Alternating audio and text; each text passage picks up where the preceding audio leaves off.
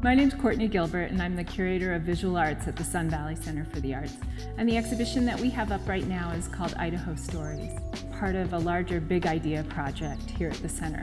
And so it links together our visual arts programming with lectures, films, theater, and classes. Idaho Stories is a look at Idaho's really fascinating ties to literary history, as well as a consideration of the state as a place that has generated all kinds of different stories. It features artwork by 5 artists, 2 historic artists and 3 contemporary artists. At the center of this exhibition is artwork by Seattle-based sculptor Scott Fife. Scott Fife is really well known for his incredibly realistic sculptures of legendary figures. And in this case, he's chosen to create work about 2 legends of American modernist literature. He was really struck by the extraordinary coincidence that the modernist poet Ezra Pound and Ernest Hemingway began and ended their lives respectively in the same small valley in Idaho.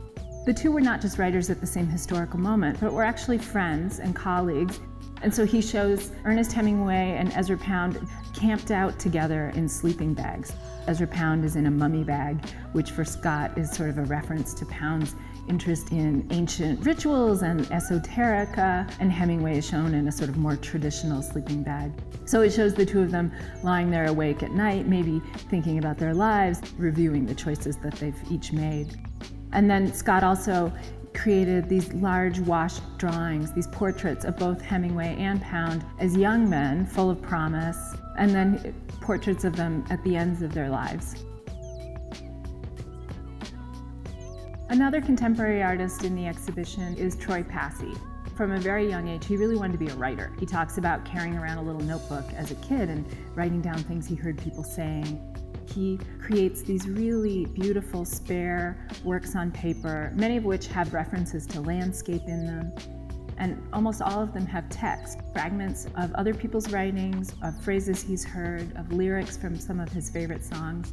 What we have on display here, a number of works with quotes, writings by Ernest Hemingway and by Ezra Pound.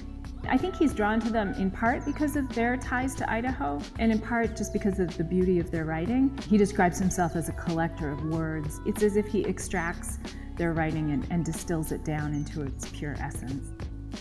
Amanda Hamilton is the 3rd contemporary artist in this exhibition. She's created a body of work that doesn't refer to historic figures in Idaho literature, but to a novel that was written in 1980 by Marilynne Robinson. The novel's called Housekeeping, and for Hamilton, the landscapes of northern Idaho and the house that these women live with become as significant figures in this novel as the characters themselves. She's created an entire body of work in response to the novel. We have a large painting, a riverbed or the shores of a lake. There are works on paper of shadows cast by trees onto snow. And there's a beautiful video in which a house burns and unburns and it floods with water. Her family arrived in Kentucky in the 1800s and built a big white house on top of a hill that had been a gathering place for generations of the family until one of her uncles actually burned the house down in 2009. So these interesting overlaps between the novel and Hamilton's own family history kind of generated the production of the work. Mary Hallock Foote was a very reluctant transplant to the American West in the 1880s. Before she came west, she had established herself as a very successful author and illustrator. Her husband took a position in California, so she followed him initially there and later to Boise. She began to send back stories and illustrations that they fed an Eastern audience that was hungry for knowledge about life in the American West. She really depicted it as a place that was rapidly changing and modernizing. Created an image of the West that I think helped Easterners understand the transformations that were taking place at the time. The second historical artist who's in the exhibition is a man named James Castle. James Castle was born in Garden Valley, Idaho. He was born deaf and he never learned to speak. He communicated instead pretty much strictly through his artwork. From a very young age, he began creating artwork with found materials.